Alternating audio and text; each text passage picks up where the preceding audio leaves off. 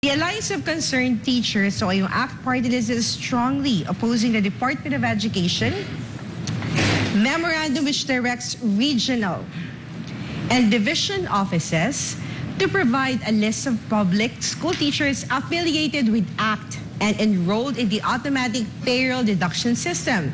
The leftist group claims that this action is a form of profiling and red-tacking orchestrated by the Education Department, pointing out that Vice President Inday Sara Duterte has been singling them out. How do you respond to this, Mayor? Do you also believe that it is necessary for government employees affiliated with leftist groups supporting the Communist Party of the Philippines to be publicly identified? Alam mo, itong act na ito, acting lang kayo acting innocent. Huwag na tayo magbulahan. Noon pa matagal na, fiscal pa, alam ko na itong mga act ninyo talagang leftist kayo. I said I used to traverse the ideological boundaries noon nung matagal ng unang panahon. To a certain extent, I was quite, leaning ako dito sa left because, not because I wanted to be a member of the Communist Party of the Philippines, but because of mainly the issues that were raised by these leftists, which are or still are valid today. Itong mga semi-organizations, kunwari lang, mga front nila itong act.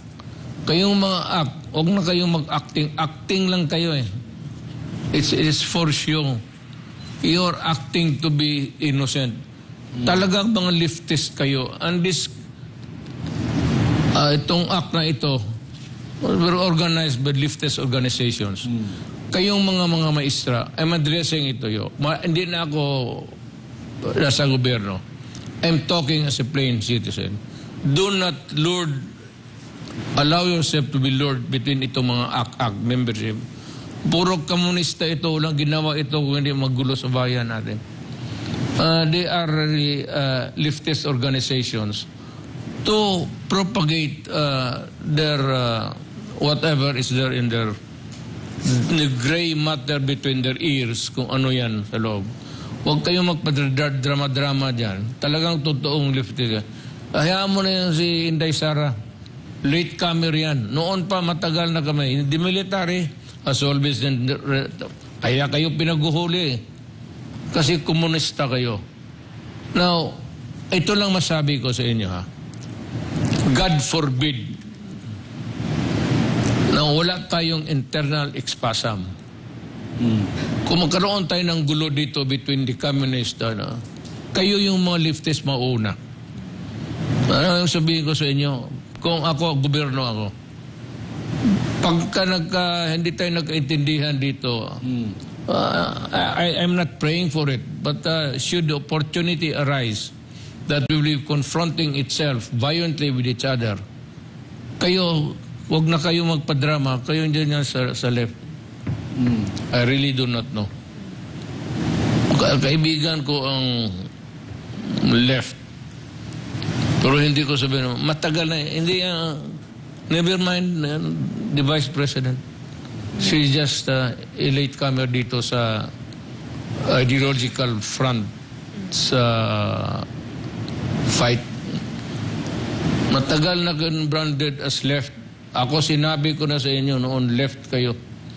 At bakit kayo, come to think of it in the first place, may I ask, why would you be so, not really adamant about but bakit kayo sabihin ng left? Ikanahiya ninyo? Ikanahiya ninyo yung ideology na binibigay mo sa tao? Actually, yung komunista, maganda, is to level up everything or at least bring itong dito talaga sa baba, the E-crowd, to dalhin mo na lang muna basking hanggang maging D. Ang D, long time in the process, Pero kung ang lahat na mahatak mo from dito sa baba, yung extreme poverty. Sabi mo, ikaw na presidente ka, wala akong nagawa. Ginawa ko ang lahat. Ganun ang kakaya ko. I cannot also foist my own revolution because the military will kill me. But I have my own idea of how to bring it about. Now, if the military would join me at ang police, then we create an order, a new order, then we can change the whole history of mankind in this country. Kaya lang hindi ko kaya. Because walang susunod sa akin. And I cannot underestimate also the loyalty of the soldiers and the police towards the national flag. Now, whether or not they believe in you, some will. But if the majority will not, then you are a dead duck. May ano, dumaan ako ng presidente, I could have declared a revolutionary government. Kung nakita ko na may suporta ako and to bring in new order. Pero ganito, we try really we have our own idea of how an ideal country works given the environment sa Philippines. But alam mo, we have perpetuated this thing about elections. Na yung election, baski sino lang, you can elect the best of the minds of our country, or you can, if you want me to be in that group, well, pinili tayo ng tao. That's why there is an election.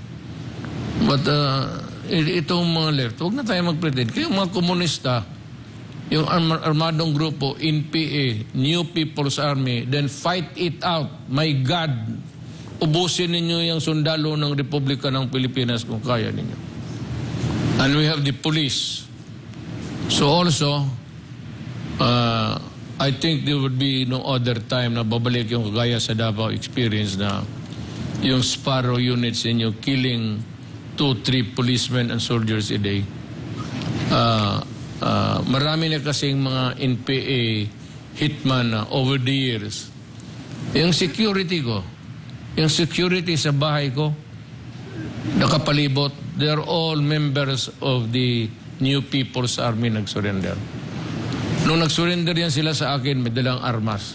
Sabihin ko, diyan yung armas mo, gamitin mo yan. Ikaw na lang magbantay sa akin bago ako natutulog. At least kung buhay ako, buhay kayo. Kasi pag namatay ako, papatayin talaga kayo ng military. And even may one of the drivers, Sparrow hitman niya noon. Kaya lang, sinasabi ko sa mga sundalo, huwag na ninyong pakialaman yan. I mean, do not, loss up things because nag-surrender na. It's a matter of honor. Pag nag-surrender ang tao, surrender.